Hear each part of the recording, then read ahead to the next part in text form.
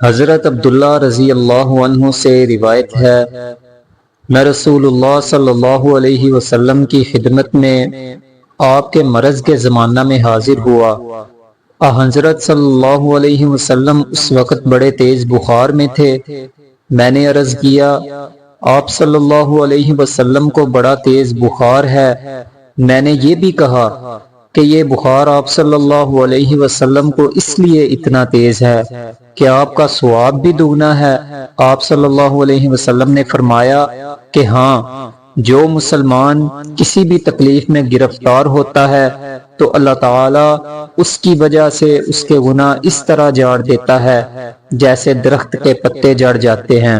ایک دوسری روایت میں ہے، نبی کریم صلی اللہ علیہ وسلم نے فرمایا، مسلمان جب بھی کسی پریشانی، بیماری، رنج و ملال، تکلیف اور غم میں مبتلا ہو جاتا ہے، یہاں تک کہ اگر اسے کوئی کانٹا بھی چبھ جائے تو اللہ تعالیٰ اسے اس کے گناہوں کا کفارہ بنا دیتا ہے۔